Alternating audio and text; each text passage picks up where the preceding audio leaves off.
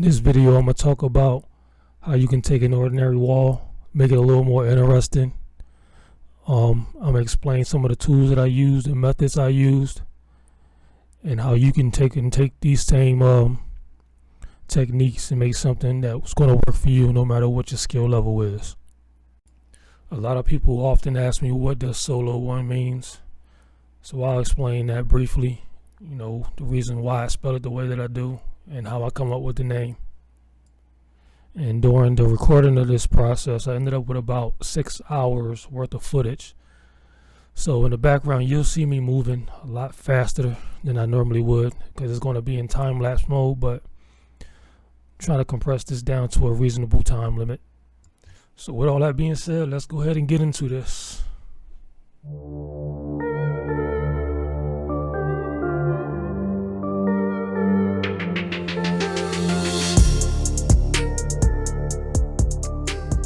So the very first step before you get started is to take you a pencil and lay down whatever it is you want to create. This is where you make all your mistakes. You get everything finalized before you even start painting. The objective is to make sure everything is the right size and to make sure there's no errors. You want to look over it as many times as you need to before you actually start painting. Doesn't matter what kind of pencil you use, as long as it can make a line on the wall. That's the very first thing that I done. After that, I looked at the design and I looked at what was behind other colors. So in my logo, the number 1 is behind the text. So I started off with the number 1. So in the background, as you can see, the number 1 is a yellow color. And simply filling in the pencil drawing with yellow paint. Very, very basic.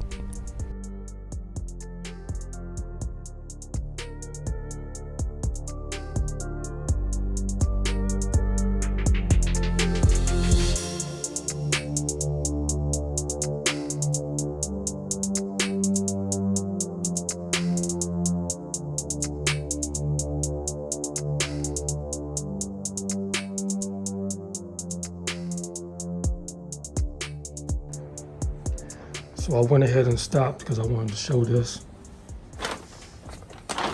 One of the things about some paints is you don't get good coverage. So I got to paint it maybe 2 or 3 coats before it actually, really takes decent coverage. So you can kind of see where I kind of sketched out the logo. And this is, I created this logo myself. And the main thing I'm trying to do is just make sure I cover the pencil lines.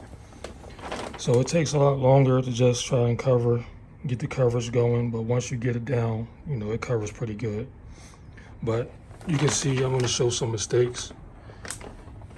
Right here is outside the line. I tried to wipe it. It's no big deal. You can easily fix it. But one way you can do it is you can go ahead and wipe it, let it dry, and then when I come back, whatever color is going to be here, it should cover it no problem. Here's a different mistake. And this is mainly because I'm rushing, trying to get coverage. You can see these drips and runs, and that's just a result of me loading up the brush with too much paint and then going towards the wall with it and flinging it. So one thing I could do is just let it dry, and then I could take a razor blade and just shave it down. I probably still see like a yellow streak, but like the result above, I can just paint over it. So I do make mistakes. And then on the computer, I have my logo sitting up over there, so every now and then I'll take a peek at it to see if I'm on track.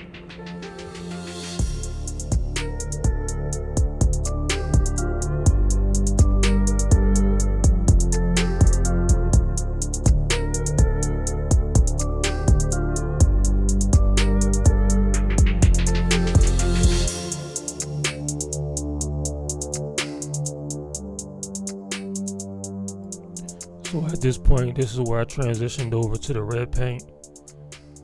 The red paint behaved a lot similar to the yellow paint as far as how the coverage went. About 2 coats is what it needed to actually even out. Like I stated before, being mindful of what's in front of other objects. My lettering or text is in front of the one, so after doing the one, this is the next step. So moving right along, you'll see me going around everything with a black line, and then I'm gonna jump forward, and around the whole thing I'm gonna just go around with some white base. Now the white itself is not a part of the logo, it's just a foundation for a step that's going to come later in the video. And I used a foam brush for the white as well.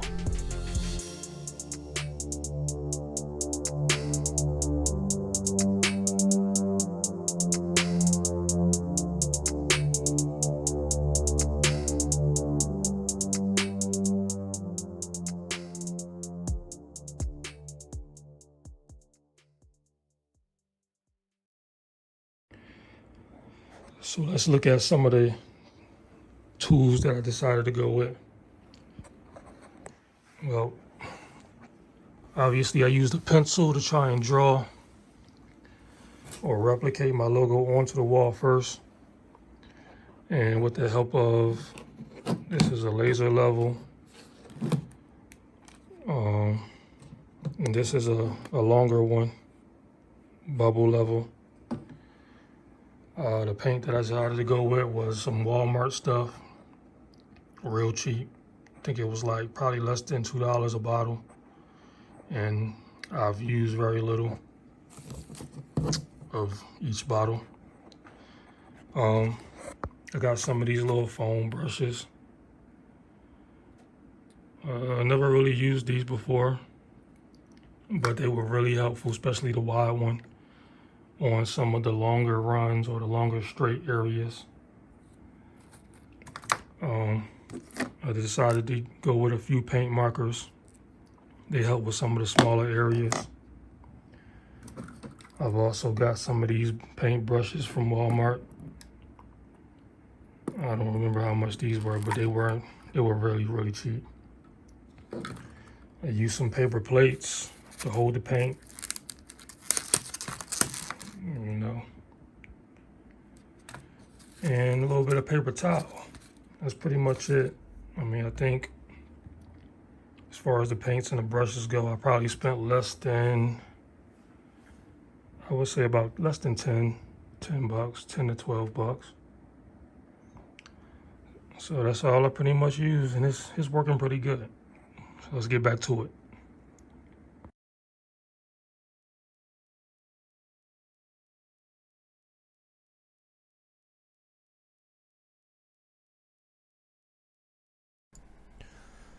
So let me explain what Solo One actually means. Very simple. Solo One is a combination of nicknames that I acquired while in high school. When I first got to high school, being the introverted person that I am, I was always off to the side with my sketchbook, and I was always drawing. For about 2 weeks, I was drawing a character. This name just happened to be Solo, which is a Marvel character. Not a very popular character, but a character nonetheless. So as people was asking me who I was drawing, I would tell them Solo, but nobody asked or even cared what my name was. So over time, people started calling me Solo. Meanwhile, I was taking martial art classes after school. One of the students in the class began calling me Dragon One. No idea why, but I'm like, whatever, I just roll with it. So fast forward many years later, when online gaming became a thing, on the Xbox you have to create an online identity or a name, which they call a gamer tag. So on the Xbox Live service, you get 15 spaces to create a name. So my idea was to use every space, all 15 spaces. So if I were to see my gamer tag in the list, it would stand out compared to other people's gamer tags. So I came up with Solo One Dragon. So during my time on the Xbox, I began to play a game called Forza Motorsport, which is a racing game that allows you to actually make artwork on the cars. So during this time, I became very popular, and it got to the point where I was actually making real money from doing these art designs because PayPal became a thing, and that's where the name came from. The reason why I spelled the one WUN is so I don't have to compete with other entities that may use solo one with the number one or the spelling ONE. So when you type up my name online and you put WUN, all you see is my actual information.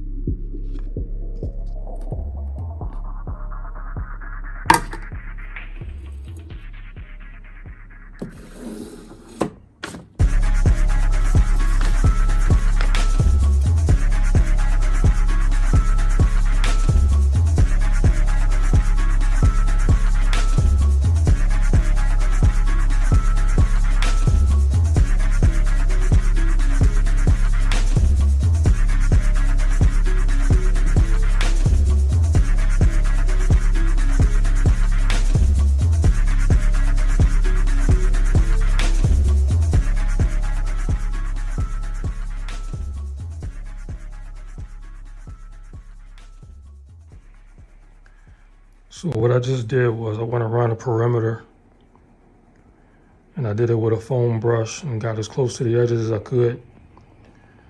And then I went around again and I brought it in a couple of inches because the next step is to use a roller to do the rest of the wall. On this right side, there's a few spots where I hit the adjacent wall, which is not a big deal because this wall is just an accent wall and the rest of the wall is going to be gray. So not such a big deal. I used a foam brush.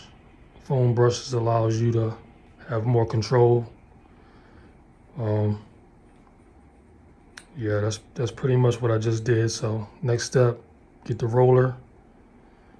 And because I went in a few inches, I shouldn't have to take it to the ceiling. You don't want to make no mistakes and hit the ceiling, or you'll be going back and painting the ceiling and the adjacent wall. So let's resume.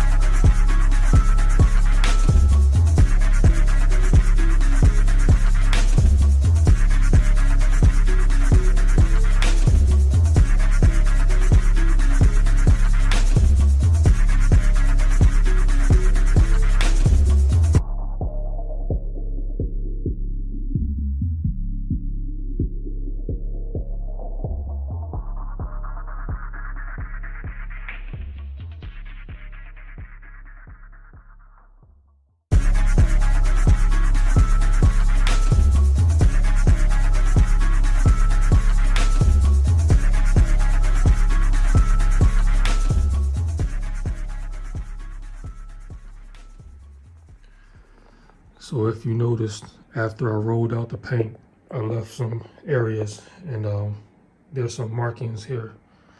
In the background is supposed to be a hexagon pattern. And initially I was going to try and recreate exactly what I have on my digital logo. But after trying a few things, I was going to take some transparent sheets, draw out the hexagon, and then replicate it around the logo. But that wasn't quite working out, so I found these things. And these are like little dry erase pads. And these were actually in Walmart next to the paint supply. So I'm gonna just go ahead and roll out the rest of it. And then I'm gonna use this to replicate my hexagon pattern. And we'll go from there.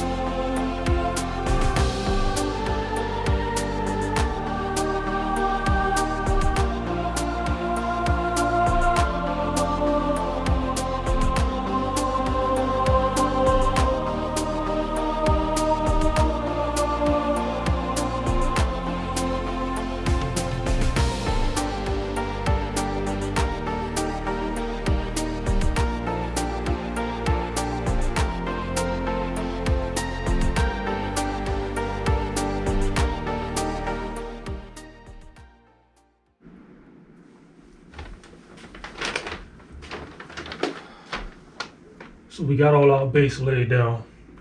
So the next step is to add the special effects. Special effects is going to be more like the glows. It's the things that make it look like it's glowing. So I'm going to start with the number 1. And around the white outline is going to be a red glow. Then I'm going to move on to the lettering, which is going to be the flip. It's going to have a yellow glow around everything. Let's continue.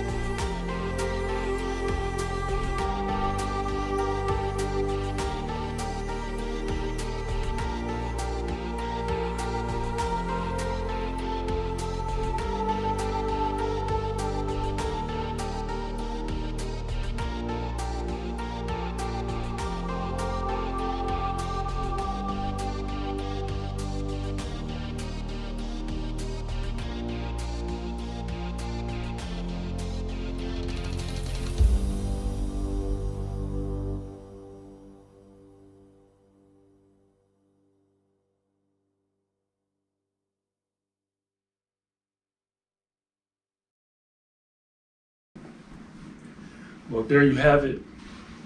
It's all completed. There might be a few more tweaks here and there, but that's just the way it goes.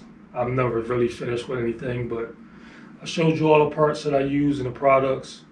I showed you how to go about doing it. So don't be afraid to go ahead and try something like this on your wall. If you mess it up, it's only paint. You just paint on top of it. Try again.